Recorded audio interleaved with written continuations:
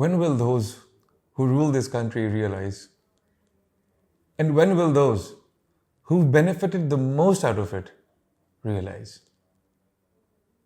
The benefactors have looted this country beyond measure. Welcome back to the new normal.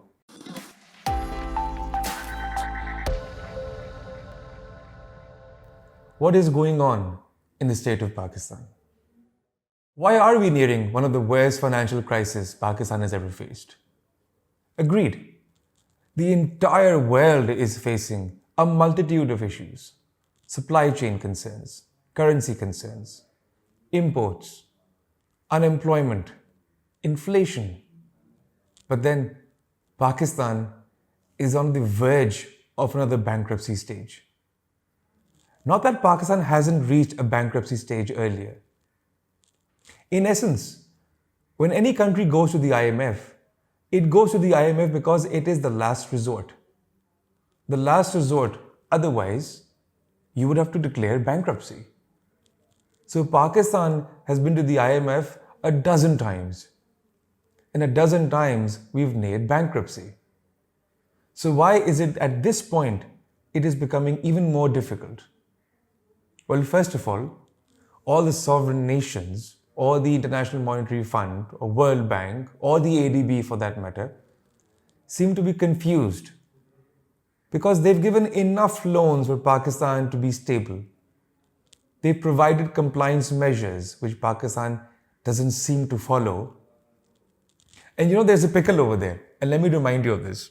We once shared a video on the IMF compliances, and I was researching on that, and I realized few of those compliances the IMF has been telling us since 1988. So if only we could comply with a few structural reforms which have been given to us for the past 30 years, things would have been different. So what is it? Our inability to take strong measures, our inability to create a holistic measure, our inability to even work in a competent manner, our inability to satisfy the political leaderships, but not the nation. And when we talk about inability, we also should talk about who to blame. And it's funny because as I kept thinking about this a few nights back, I came to this awkward realization. We are all to blame. You, me, our previous generation, the people who we call seniors, everybody who's above 60 right now is also to blame because we've become part of a corrupt system. You want to blame the bureaucracy, the armed forces, the politicians, the entire government machinery. You wouldn't be wrong. But then it wouldn't stop there. You have to blame the business people as well. You have to blame the large-scale manufacturers who take almost $17 to $20 billion of exemptions every year. Do you want to focus on the government machinery, FBR for that matter? 90% of the FBR's revenues which are gathered or obtained are obtained automatically through automated systems. Import clearances, income tax. Only 10% of the revenue being collected by the FBR is through its 21,000 strong employee force. Every quarter you hear such things like 5 or 6 more people need to be relocated to the FBR for the automation department or the modernization department. What are we modernizing?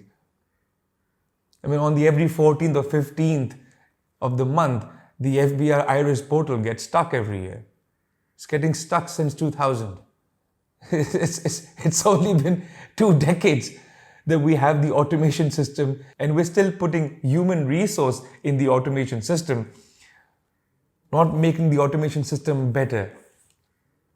The encryptions is the same. We're still getting looted of all the hackers who's taking out all the passwords and all the details from FBR. So that's not changing. So what is it? Is it incompetence? When you focus on incompetence, You can't look at the government machinery alone. You have to focus on you and me, myself, for that matter. When I come to the office, how much productive hours do I work? Or how many productive hours do you work? Have you ever figured that out? Take some time, figure it out, and you'll realize that maybe that's one of the reasons. Just cross the border and you'll realize Indians are working 10 hours a day, 10 productive hours a day. I think I ought to delete that 10 hours a day. The productive seems a bit more amenable. But what's happening over here? We're working 3 to 4 hours in a productive manner. And that's it. 3 to 4 hours in a day compared to the entire world, which is working 8 hours or 9 hours or 10 hours. Or those who really want to achieve high, they're working 12 hours or 14 hours a day. How many multiple jobs do we have? How many skill sets are we increasing on a daily basis or a quarterly basis? These are questions. Questions not just for me, for you, but also to make us understand and realize it's not just the government machinery which is doing wrong. It's not only the politicians. It's not only the judiciary. It's us.